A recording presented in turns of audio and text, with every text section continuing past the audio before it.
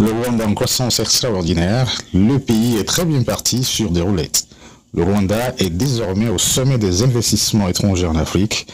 Dans tous les secteurs, bien évidemment, le pays évolue et en vitesse supérieure. Un exemple pour l'Afrique. Voici un reportage de Canal+ Afrique.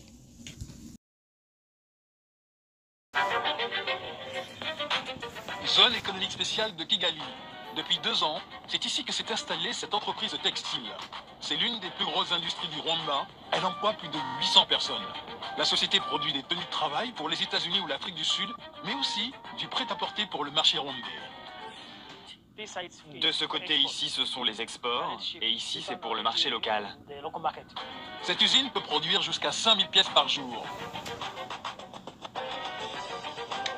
Aux commandes de cet atelier, ce n'est pas un Rwandais, mais une entrepreneuse chinoise, Kandima. Une chef d'entreprise qui n'hésite pas à donner elle-même des conseils à ses employés. Ne vous arrêtez pas, faites-le en une fois. Attention à ne pas aller jusqu'à ce point, et puis vous écartez la matière. Allez-y, cousez.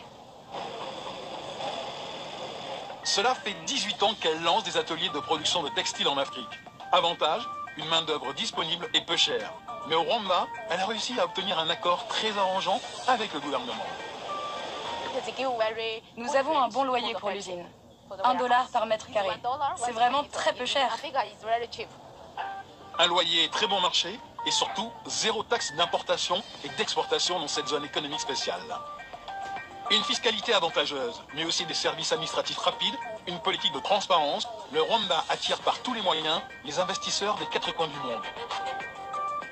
Résultat, depuis 2 ans, il est le 2e pays africain au classement Doing Business. Et dans le secteur du textile, le gouvernement est même allé plus loin. Pour booster l'industrie, il a décidé de surtaxer les vêtements importés. Depuis cette année, les taxes sur les vêtements importés ont augmenté de plus de 100%. Donc c'est une opportunité économique pour vous.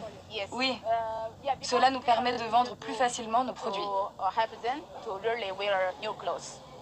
Une politique de protectionnisme qui marche. Mais en échange de ces avantages, la société doit elle aussi tenir des engagements. Employer une main-d'œuvre locale et surtout la former.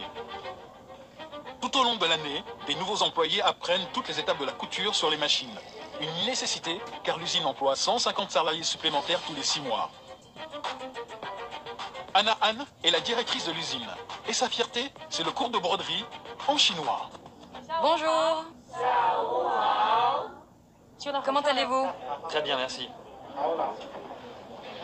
Voici une de nos professeurs chinoises. En l'espace de 3 mois ici, les élèves arrivent à faire de beaux motifs. Grâce à l'État, cette société chinoise mise sur un développement très rapide. D'ici 2020, elle pense employer 5000 Rwandais. Elle deviendra alors le 2e employeur du pays après l'État. Industrie, télécommunications, énergie, les entreprises étrangères sont désormais partout au Rwanda. Le Bureau de développement rwandais est l'agence nationale qui promeut ces investissements étrangers.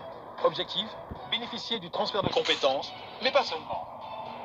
L'accès au capital est un défi pour beaucoup de pays africains dont on n'est pas épargné de ce défi malheureusement. Le coût du capital est assez élevé. Donc quand on a un investisseur étranger qui amène le capital, cela contribue beaucoup à la croissance. Grâce à cette politique, les investissements directs étrangers sont en constante augmentation. Ils sont passés de 19 millions de dollars en 2006 à 300 milliards en 2015. Résultat, le pays des 1000 collines réussit à être leader dans les secteurs de pointe. C'est le cas de cette usine qui produit le premier ordinateur d'Afrique subsaharienne. Neville Clinton est le directeur des ventes. Il est à la tête de cette entreprise venue d'Argentine. Mais son argument de vente, c'est bien le Made in Rwanda. Est-ce que vous pouvez nous montrer un de ces ordinateurs Made in Rwanda? Comme vous pouvez le voir, la mention se trouve ici. Il fait combien de pouces? C'est le 14 pouces celui-là. Prix de la machine, 120 000 francs CFA. Des ordinateurs low cost grâce au bas coût de la main d'œuvre. Un atout de taille pour vendre sur le continent. Autre avantage, sa proximité avec le marché. Il peut donc ajuster facilement son offre à la demande. Voici l'atelier où nous initialisons les éléments de l'ordinateur. C'est ici que nous formatons les disques durs. Donc, on peut installer tout type de logiciel et faire du sur-mesure en fonction de nos commandes.